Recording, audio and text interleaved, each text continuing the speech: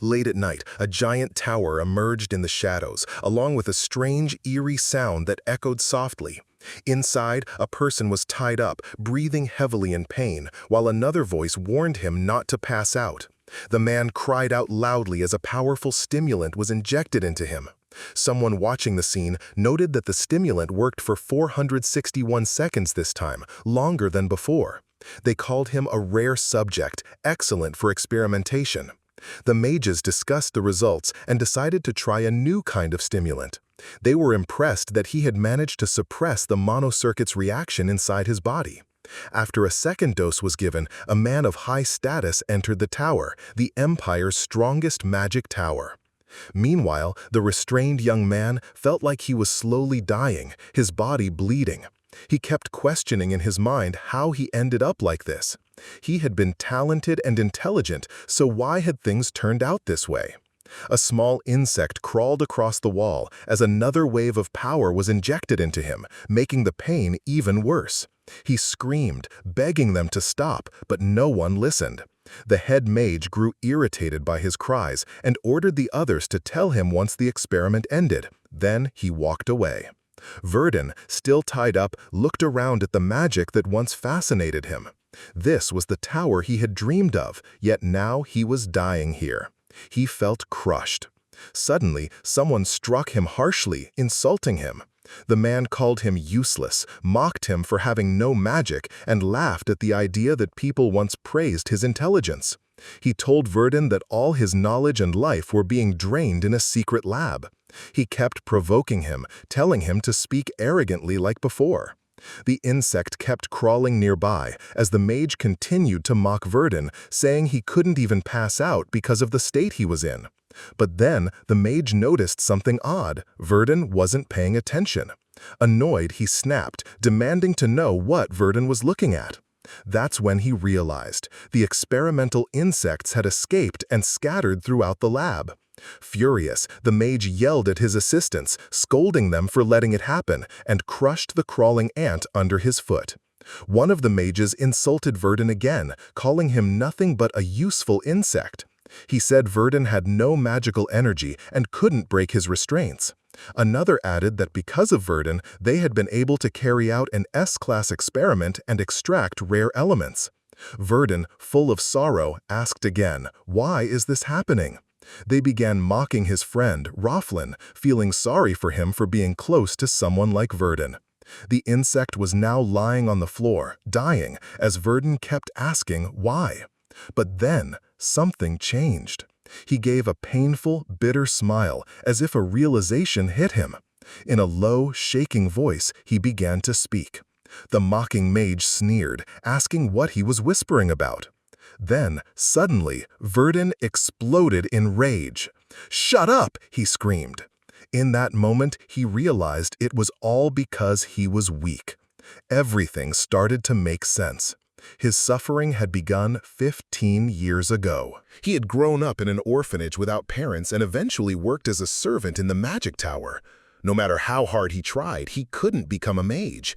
At the age of 7, he had taken a magic aptitude test and was declared completely talentless. For someone whose only dream was to become a mage, that judgment was a death sentence. Even after everything he went through, Verdan never gave up on his dream.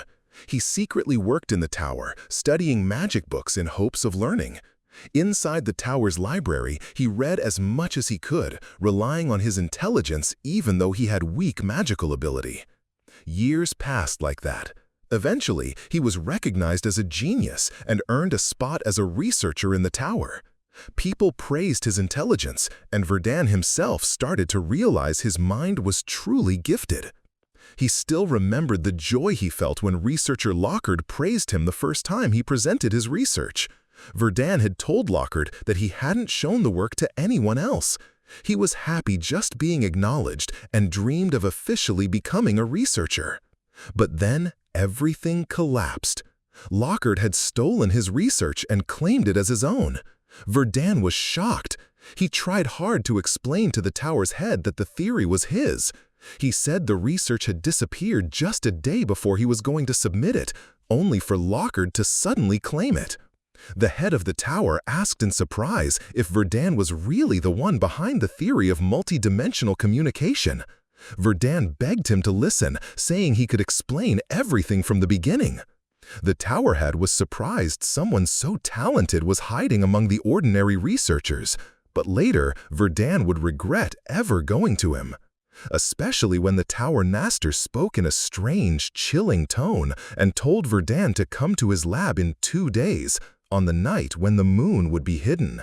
Verdan couldn't help but wonder, if he had just run away from the tower that day, could he have lived a normal life?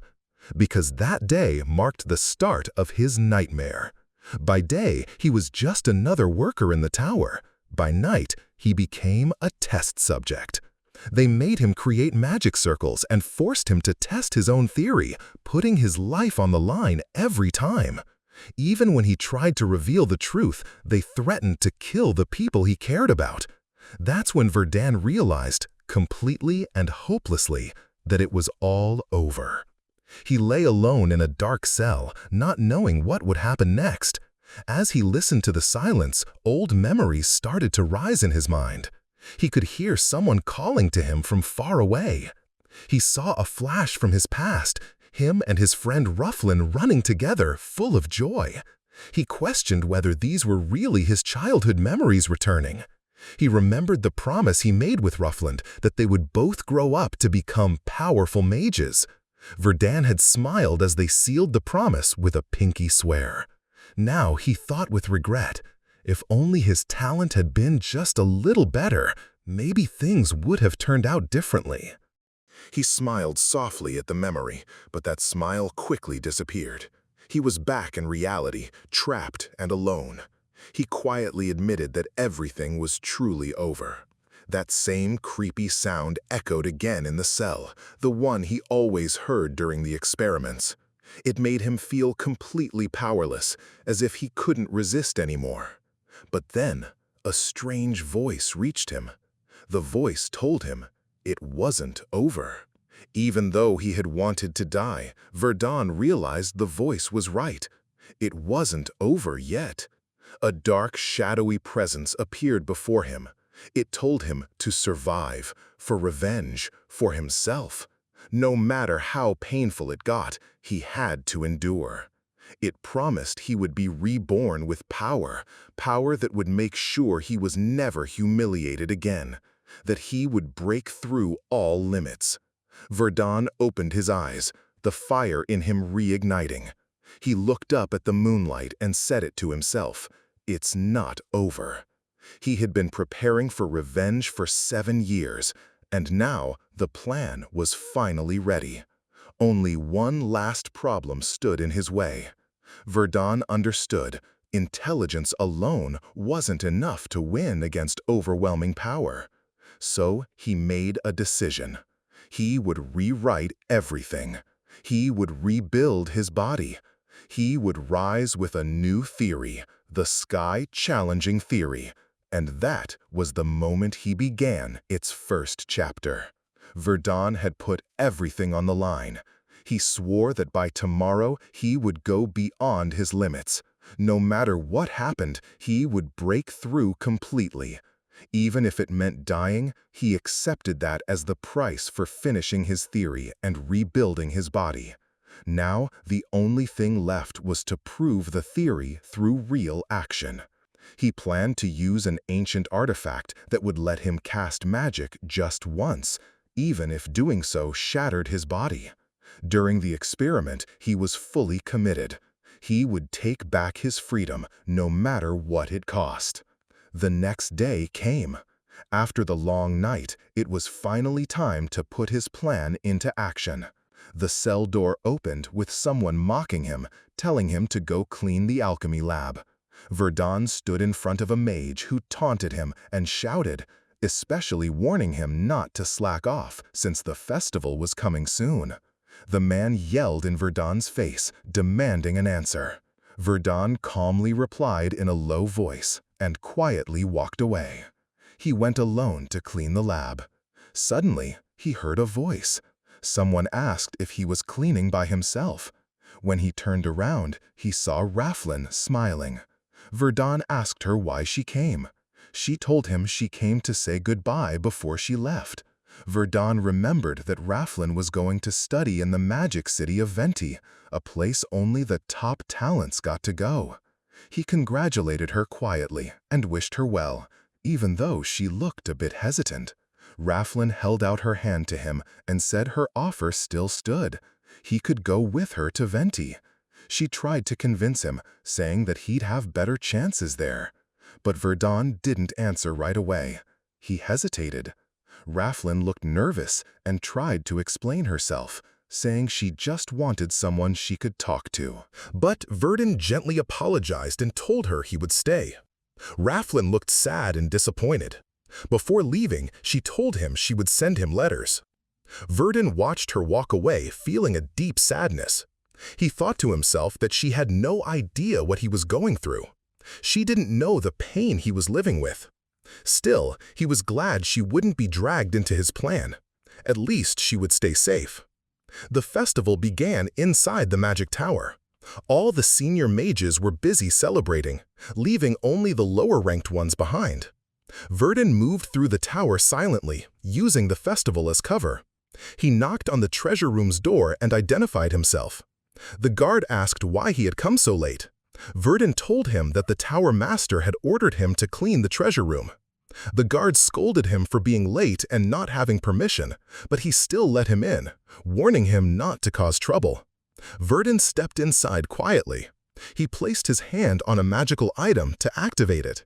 It was a sound-blocking device. He confirmed that it was working. Now his actions would go unnoticed. He walked forward calmly, preparing for the most important part of his plan. Powerful magic started to fill the air. He began with a magical artifact called the Second Circle, a special staff that lets a mage cast 3 spells at once and temporarily boosts their natural potential. But using it came with a heavy cost. To use it, Verdan had to first destroy the high-level protection spell surrounding it. That spell was a level 7 barrier, personally created by the Tower Master. It made things extremely difficult. But Verdan had spent the last 7 years preparing for this. He studied that spell over and over again, learning how to break it. With everything he had, Verdan shattered the magic circle himself. At the same time, some mages who were guarding the tower's energy source were sitting around, grumbling about their luck. They were annoyed they had to work while others were off enjoying the festival. One of them complained that if selection had been based on skill, he would have been chosen, instead of being stuck there. Just then, Verdan walked in, and they immediately barked at him to bring them more drinks. The mages were casually chatting, joking about how hard it was to become the Tower Master. One teased that if the other ever made it to that position, he'd serve him drinks for free. The other took the joke seriously, grinning and saying he'd remember that promise when the time came. But their mood shattered in an instant. Suddenly, the Second Circle staff materialized in Verdan's hand. Before they could react, he slashed one of their throats cleanly. The other mage stood frozen, shocked and confused, asking what on earth Verdan was doing. Verdan stepped forward, eyes burning with resolve, gripping the staff tightly. The mage staggered back, panicked, shouting if Verdan had gone insane. Verdan thought to himself, yes, this was exactly the kind of reaction he'd expected. The mage growled in anger, calling Verdan a pathetic insect for daring to attack a real mage. He raised his hands and cast a powerful third-class spell, Tidal Wave, a massive surge of water magic. He challenged Verdan to survive it. But Verdan didn't flinch. Calmly, he whispered, a Thirdle spell. With one motion, he countered with Earth Spear, a direct, focused attack that pierced straight through the water spell, shattering it completely. The mage was blown back, howling in pain, collapsing in disbelief. He stared up at Verdan in horror, gasping, how could someone ranked level 1 use magic like this? Verdan leaned in, speaking coldly. Surprised? Then he added, this is what happens when you underestimate people for too long. You and this entire tower. With that, he walked past the mage, finally standing before the tower's central power source for the very first time. It was a massive, beating magical heart, pulsing with raw energy, surrounded by an elaborate, ancient magic circle. This was it. Everything he had spent 7 years preparing for led to this moment. Verdan knew that if he failed now, there was no telling what might happen. Glowing glyphs lit up on his back, the ancient runes he had engraved into himself. The spell he was about to cast would defy the laws of magic itself. But if he didn't try, he would never know. He gripped the staff, raised it high, and slammed it into the ground. Magic exploded outward in a blinding flash. A huge glowing circle engulfed the entire room. Verdan stood right in the center, shouting with every ounce of strength left in his body, "Sky Challenge!" The blast lit up the entire sky. From outside the tower, a massive beam of energy surged upward, visible for miles. Travelers passing in a distant carriage stared wide-eyed at the sudden column of light. The tower master, watching from afar, felt the disturbance instantly. His expression twisted in rage. "Someone broke into my tower." Back at the explosion site, the entire section of the building was collapsing. Rubble crashed everywhere. From beneath the wreckage, Verdan slowly rose. He was battered, covered in dust and blood, coughing violently. But he was alive. He looked at his hand. The staff was gone. His power had vanished. But he was alive. That could only mean one thing. The experiment had succeeded. His voice shaking, he muttered to himself, "I did it. It worked." But there was no time to rest. Suddenly, he sensed something charging at him, intense energy swirling violently. Magical circles closed in fast. Then, in a flash of blinding light, the Tower Master himself appeared. His fury radiated like a storm, raw magic bursting from him. Verdan could barely stand as he stared at the furious figure in front of him, wondering if he had sensed the death of his men. The Tower Master raised his hand without a word and unleashed a monstrous attack straight at Verdan. The Tower Master's attack triggered a devastating explosion, tearing through the surrounding area. As the dust settled, his eyes widened. He spotted the remnants of a teleportation circle. Verdan had escaped. Rage flared in the Tower Master's eyes. He had never imagined anyone would dare lay a finger on his tower. With his fury boiling over, he swore to hunt down the culprit, whether it turned out to be a mere child or even the Emperor himself. His voice echoed in a violent scream through the sky, a vow that the one responsible would not escape justice. He would find them, and he would kill them. Far away, under calm skies, in a completely different atmosphere, Verdan lay drowsy, his body weak and unwilling to move. All he wanted was to rest. But the peaceful silence was broken by the sound of water. As the stream surged toward him, he jumped up in alarm. Where was he? He glanced into the water and froze. His reflection had changed. His once brown hair was now light gray. His black eyes had turned clear blue. He gasped. Did I become someone else? Although he believed his experiment had worked, the shock of his transformation hit hard. Slowly, his memories began to return, of launching the forbidden spell, escaping the tower through a teleportation circle, and arriving here. Looking around, Verdan realized he was in an unfamiliar forest, far from anything he'd known. The trees were nothing like those near the booming magic tower. He smiled faintly. He'd really made it. He had crossed half the continent. Freedom. Verdan shouted into the open air with joy. He had escaped. He thought smugly about how furious the Tower Master must be now, especially since there was no way to identify him after the blast. Verdan knew that just fleeing or even destroying the tower wouldn't be enough. His old master still held terrifying power. But this was a start.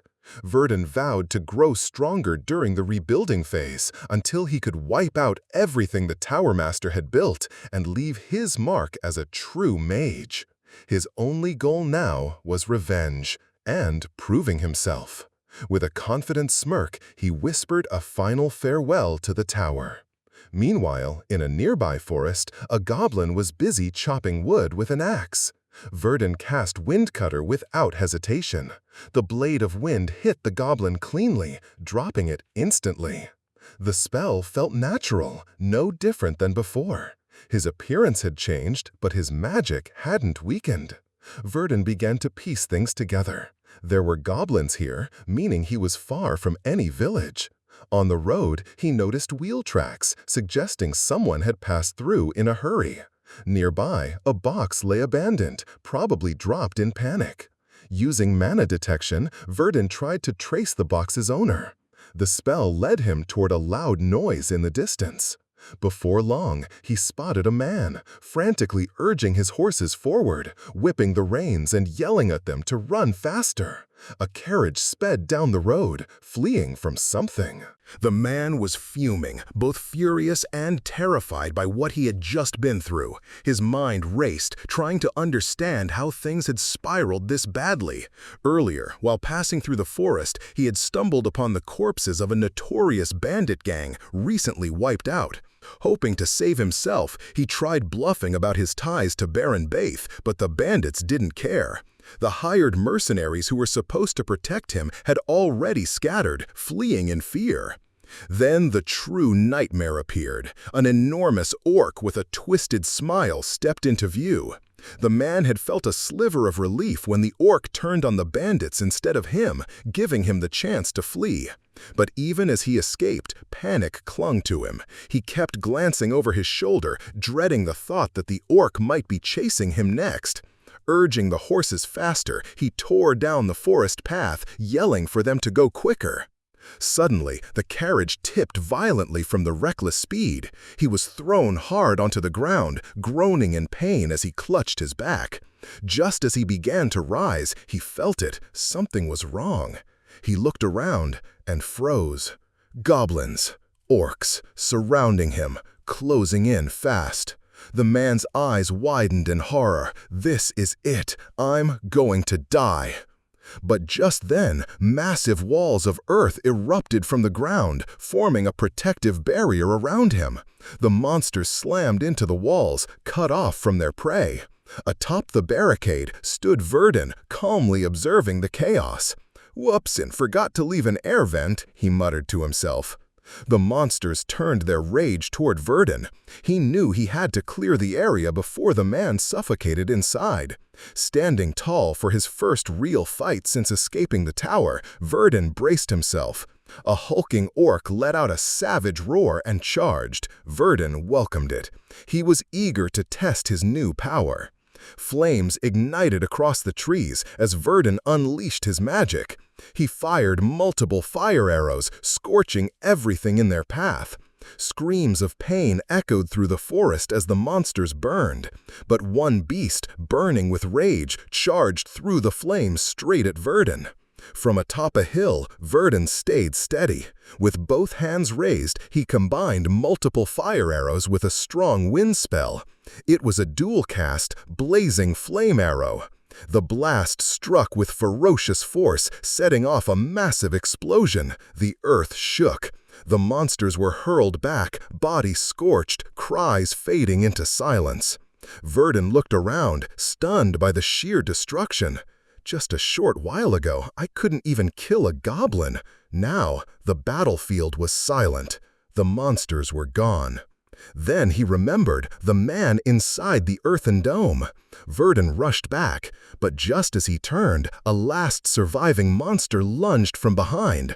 Verdan barely caught it in time, shocked that one had endured the blast.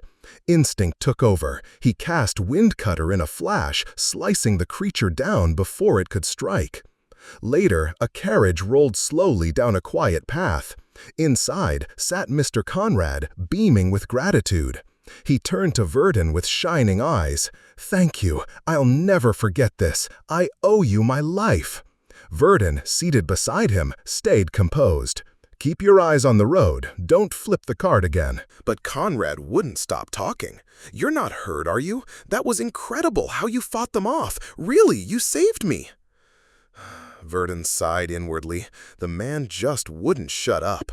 Still, he couldn't deny it. That battle had been dangerous. He recalled the moment the surviving monster came for him, the surprise, the threat. One mistake and he could have died. But he'd reacted in time. Windcutter had ended it. Now that the fight was over, Verdan finally let himself relax. He leaned back, a small smile forming. Everything was under control. Verdan asked Mr. Conrad whether bandit attacks happened often in this region. Conrad replied that this was the first time something like this had occurred.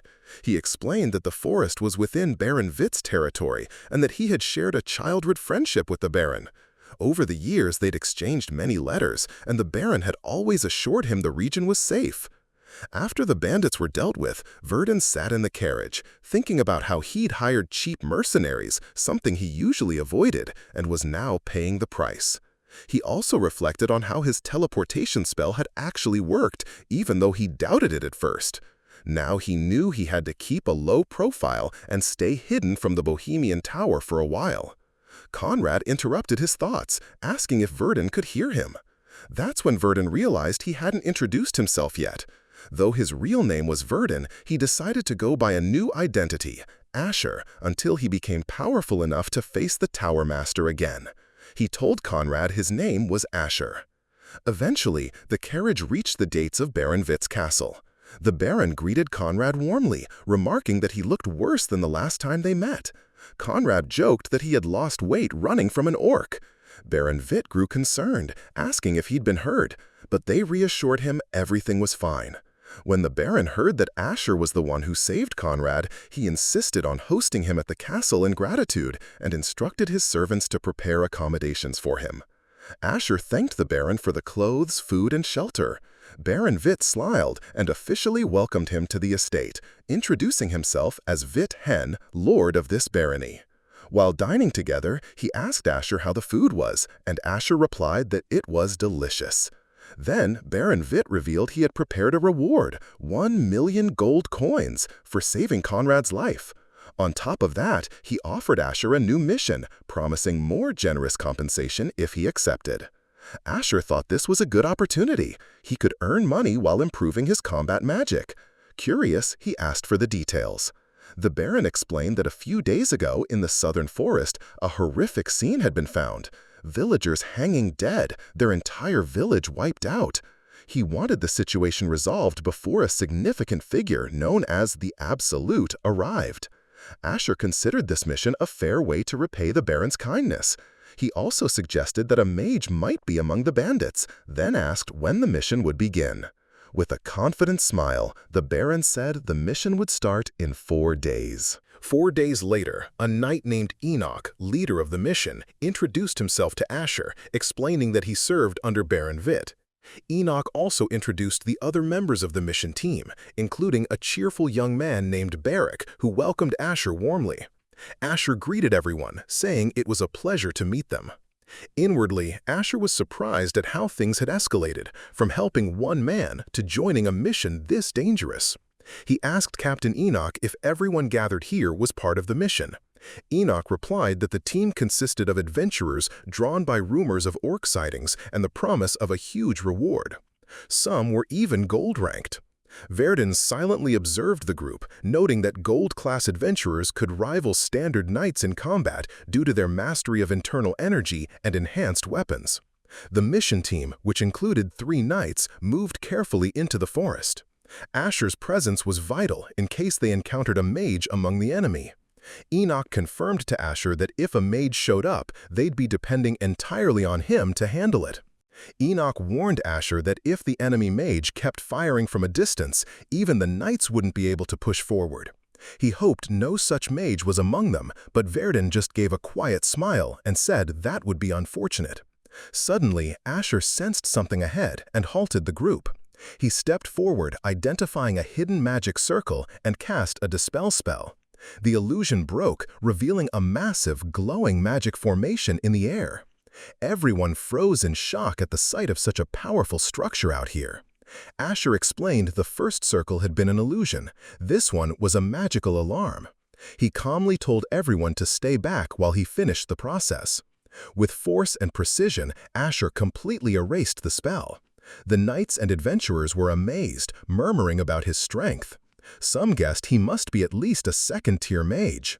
Verdan, meanwhile, reflected on the life of adventurers, those who wandered the continent, battling monsters, completing missions, and gaining fame. Yet, once an adventurer lost their honor and turned on others, they became no different from bandits. Meanwhile, within the bandit camp, their leader was growing agitated. Supplies were low and tempers ran high. He shouted at his men to find food immediately. As the Knights' night squad closed in, one asked Enoch if they should strike now. Enoch wanted to launch an attack since the bandits hadn't noticed them yet, but Asher stopped him. He explained they still didn't know how strong the bandits' mage was. There was a chance he could even be stronger than Asher himself. Enoch was concerned that if they waited, the bandits might escape. But Asher calmly pointed out they only had one option now. Inside the camp, the bandit leader complained about their losses and their directionless path. He remembered his days as an adventurer, now reduced to banditry for money. He proposed attacking another village, but a subordinate warned that the Baron had reacted harshly to the last incident with hanging corpses. Another reminded them that they were currently under magical concealment and suggested moving toward Mardis City soon. The leader agreed they'd strike the nearby villages, but before they could make a move, fire erupted around them. Explosions lit up the area and panic spread. Smoke filled the camp. The bandits screamed as they realized it was a magical ambush. The knights had struck first. Blades and spells cut through the chaos. Belson, the enemy mage, was gravely injured and collapsed, blood pouring from his wounds. The bandit leader ran to him, shouting his name, but found Belson's defensive mana shield had been destroyed. After scanning the situation, Enoch declared the rest of the fight was now Asher's domain and handed him full control. The bandit leader, furious, yelled that the Baron had clearly planned to wipe them out from the start. Hiring a mage had sealed their fate. In rage, he charged at Enoch, vowing to send the knight's head to the Baron as a warning. Enoch didn't flinch. He welcomed the challenge. Meanwhile, Belson tried to flee, dragging his injured body away, but his wounds were too severe to escape quickly. Belson realized his pursuers couldn't fly, which gave him a brief sense of relief, until Asher attacked with multiple ice arrows. Belson guessed Asher was trying to slow him down and responded with full force. But Verdan countered with multiple fire arrows, causing a fiery collision with Belson's ice that triggered a huge explosion. When the smoke cleared, the ground was scorched from the impact. Belson, standing weakly, warned Asher he had picked the wrong opponent. He insisted that even injured, he could still escape, especially since Enoch wasn't with him. But Asher calmly declared he had no intention of letting Belson run. Belson sneered, saying Asher was confident and skilled, but still doomed. With a sinister grin, Belson cast a third-tier spell, Falling Ice, shouting for Asher to die. A huge ice structure formed around Verdan. Belson smiled, sure he had won. But then the ice began cracking. To Belson's shock, Verdan shattered the ice and stood tall, unharmed. Asher explained he had countered it with a third-tier spell of his own, Earth Sphere. Belson stared in disbelief, unable to understand how a second-tier mage could cast such magic. Asher calmly mocked him, asking what kind of person Belson thought he was. Belson began realizing the truth. Asher was not only using third-tier spells, but also multiple elements. Belson tried to fight back, but Verdan was quicker and landed a decisive blow. Belson collapsed, completely defeated. Standing beside him, Asher muttered to himself that it was a good thing he joined the mission. He sarcastically thanked Belson for teaching him how a real mage should fight. Meanwhile, elsewhere, an orc wearing a strange pendant stood consumed by rage. Asher recalled that 2 days earlier he had brewed a special potion, Mana Expander, using materials from the magic tower. Though effective, he told himself he'd never do human experiments again, remembering the pain he endured back then. Looking at Belson's body, Asher confirmed he was truly dead and began thinking of how to prove it to the Baron. He found Belson's magical staff and used appraisal to check it. The staff contained a magic stone that boosted spellcasting speed and ice magic strength. Bayerik soon ran up, relieved to see Asher safe. Asher apologized for the delay, saying the enemy was tougher than expected. He asked if the other bandits were taken care of, and Bayerik confirmed that Commander Enoch was finishing them off. Before heading back, Asher asked Barik what happened to the bandits' belongings. Barik cheerfully said the Baron had allowed Asher to take whatever he wanted unless someone had a major objection. Remembering Baron Witt's warm smile, Asher gratefully decided to keep Belson's staff. When the team returned, everyone thanked Verdan, saying that without him, the losses would have been far worse. The bandits were thrown into panic the moment they heard that their mage, Belson, had died. Fear spread quickly through their ranks. Their leader realized things had turned hopeless. He would likely be dragged to the Baron and executed. In a fit of rage and despair, he decided to fight to the death. With nothing left to lose, he charged forward with wild strength, yelling at the knights to move aside. But without Belson's support, breaking through the encirclement was nearly impossible. In desperation, the leader formed a last-ditch plan: kill one of the knights and escape on horseback. He charged straight at Enoch, clashing with him in an intense duel. But mid-battle, something strange happened. His sword slipped from his hands without him noticing. Shocked, the bandit leader staggered and collapsed. The knights quickly rushed in and restrained him. He struggled in vain, unable to understand what had just happened.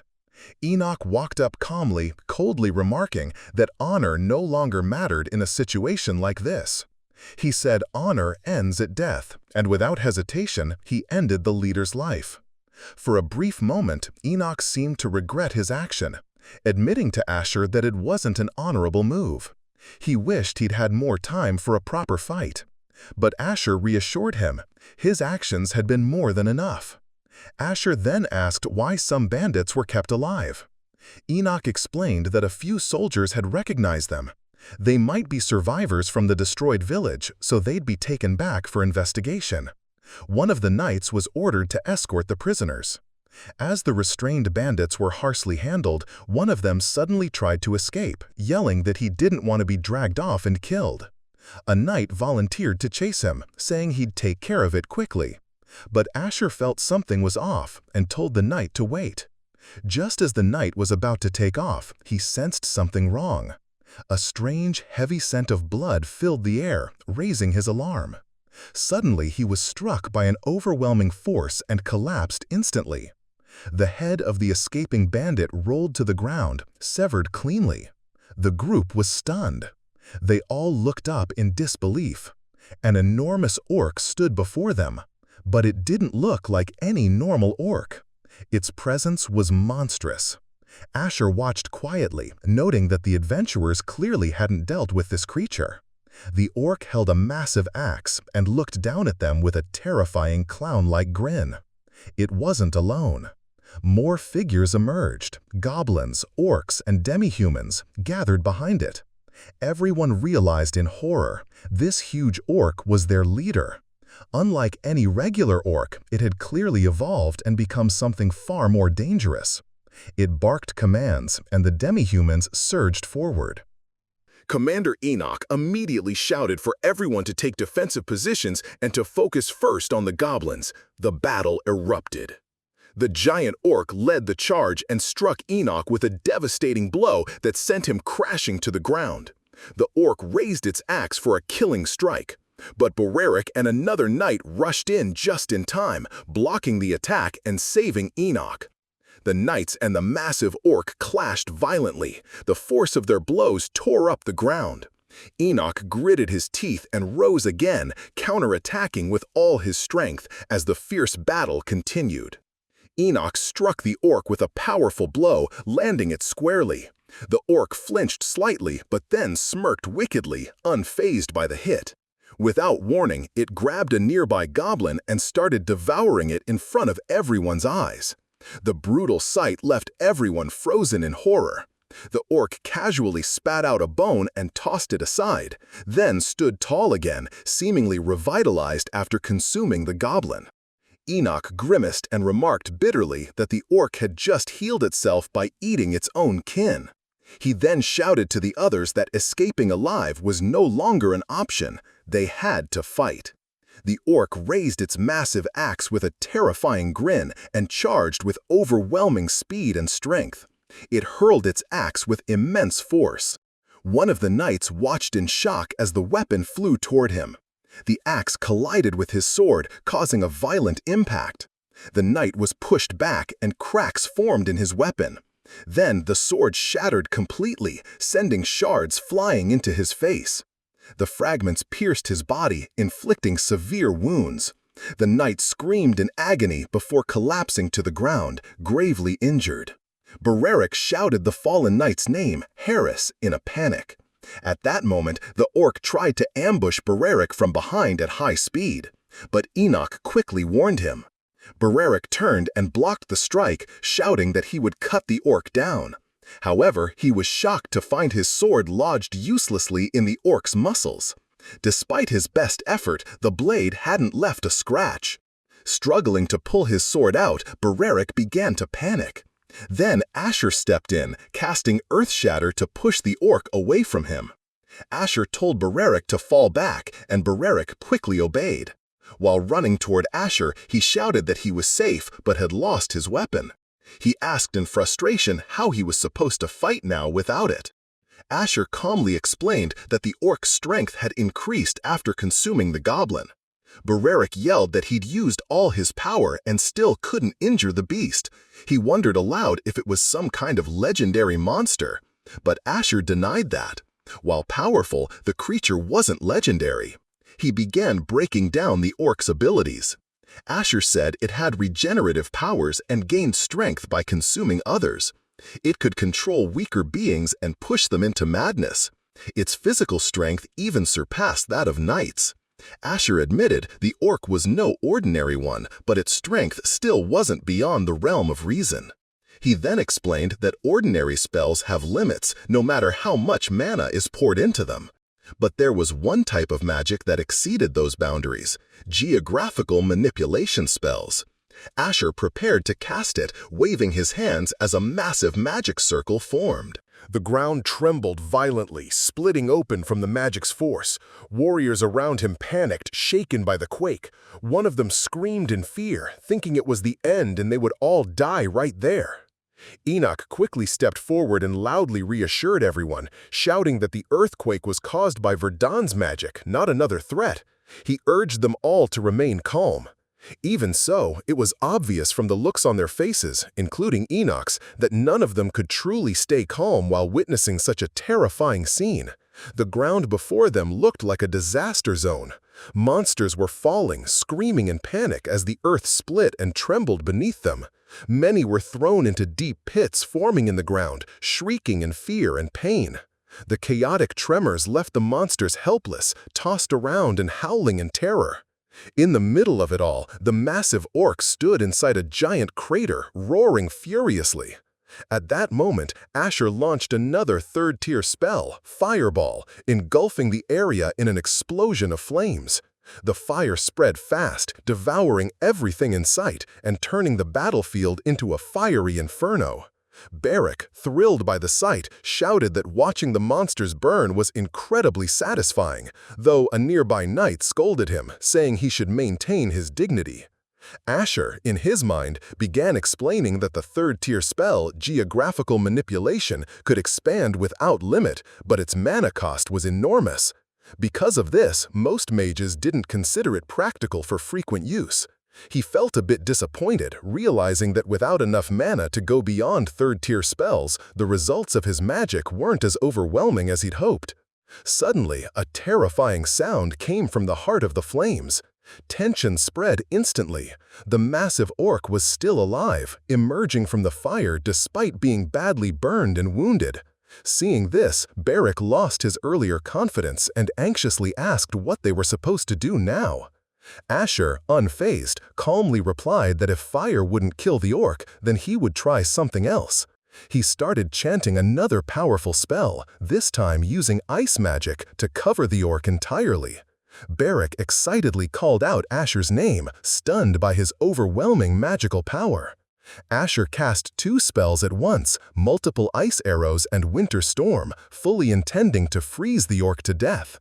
He activated the dual-cast piercing frost arrows technique, causing a rush of freezing energy that encased the orc and nearby monsters in solid ice. But even then, the giant orc didn't give up. It began moving again, slowly charging at Verdan despite its nearly frozen body. Asher calmly noted that even if the orc could endlessly regenerate and felt no pain, he would bring its movement to a complete stop. Taking a determined stance, Asher cast one final powerful spell, Glacial Orb. The attack struck the orc head-on, its freezing power piercing deep into the creature's body and locking it in place. The orc could no longer move. Asher stood tall and calm, announcing that the battle was over and the mission complete. Elsewhere, in the dazzling magical city of Venti, two men sat together in conversation. One asked the other if he'd heard the latest news. The other nodded, confirming that he had.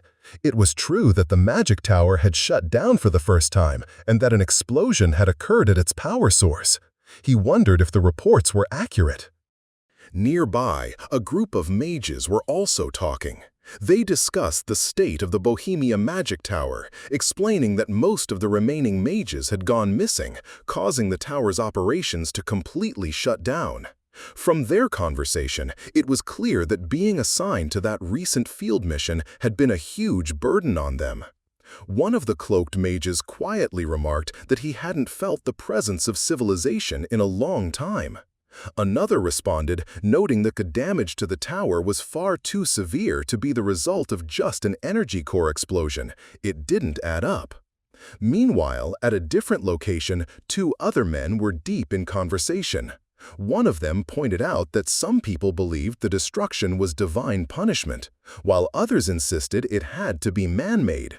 Despite the theories, the speaker smiled, proud that their own research had finally been proven right. He then casually asked whether any messages had come in from the Bohemian Magic Tower while they had been away conducting their fieldwork. Suddenly, a man in a long cloak came to a stop. His expression changed the moment someone mentioned the possibility that the tower's shutdown might have been intentional. Just then, a white-haired man stepped in and spoke with quiet confidence, saying firmly that there was no way the Bohemian Tower had shut itself down by accident. He continued, sharing that he'd heard rumors about secret experiments being conducted at the tower. That might be what provoked the attack.